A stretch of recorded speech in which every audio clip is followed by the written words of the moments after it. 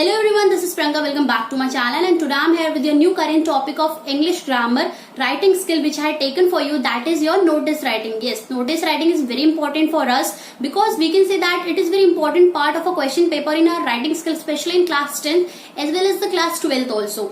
आपका 4 to 5 marks का ये क्वेश्चन आपके 10th और 12th में पक्का आना होता है. अगर आपको नोटिस लिखना आता है, उसका फॉर्मेट लिखना आता है, उसकी कंटेंट, बॉडी लैंग्वेज, उसको पूरा एज इट एग्जीक्यूट करना आता है, तो you are not going to leave your 4 to 5 marks. So in next slide I'm going to show you how a notice is written, what are the formats and how it should be written in a paper in a proper way, not in an improper way. In a very easy and a quick way you are going to learn very easy what is notice writing. But before moving forward to our slide explanation, who are new in this channel, kindly subscribe the channel and press the bell icon for more update.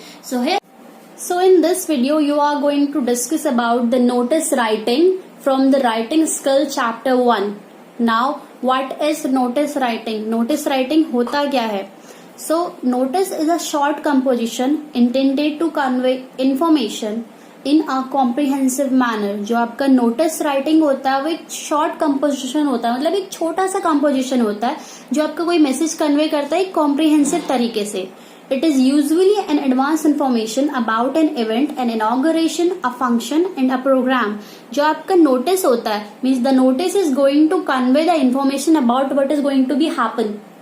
Like your advanced information, like I told you, कोई event के बारे में या कोई inauguration या function या किसी program के बारे में.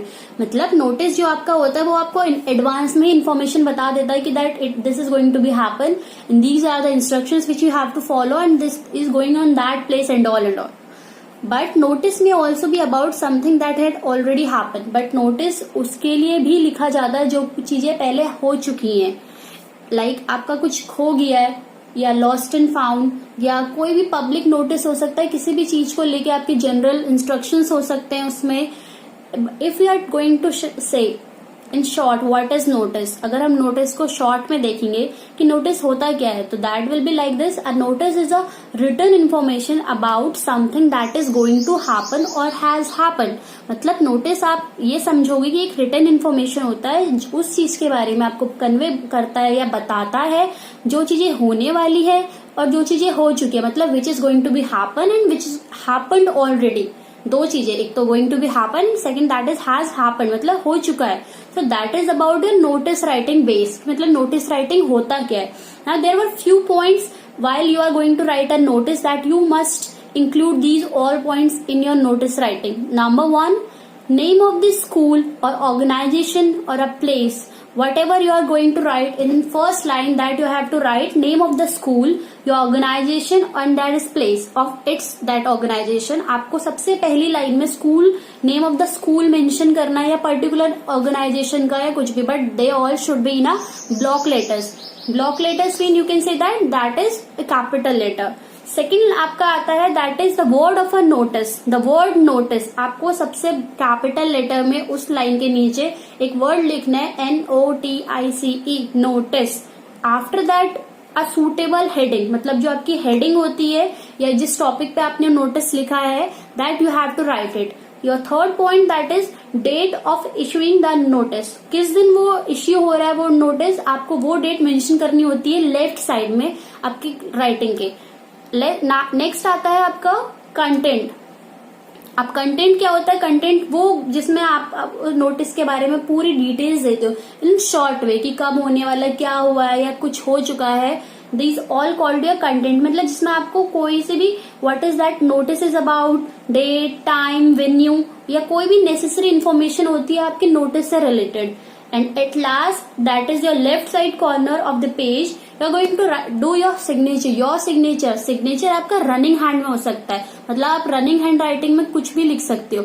But after that, below the signature line, your name and your designation should be in block letters. मतलब आपका name और आपका designation आपका block letters में हो सकता है. जैसे कि आप फॉर्मेट में देख रहे हो कि नेम ऑफ स्कूल कैसे कैपिटल है, फिर उसकी हेडिंग कैसे कैपिटल है, date of issue left side है, बीच में आपका कंटेंट है, फिर नेम है, फिर डेजिग्नेशन है and the word limit for that is your 50 words for the body. मतलब आपका जो कंटेंट होता है वो 50 वर्ड से ज्यादा एक्सीड नहीं करना चाहिए. थोड़ा चल सकता है but not too much. And most important thing while you are writing a notice, that a notice always be covered in a box. अगर आप बॉक्स नहीं बनाएंगे तो आपका हाफ मार्क्स डिडक्ट हो सकता है.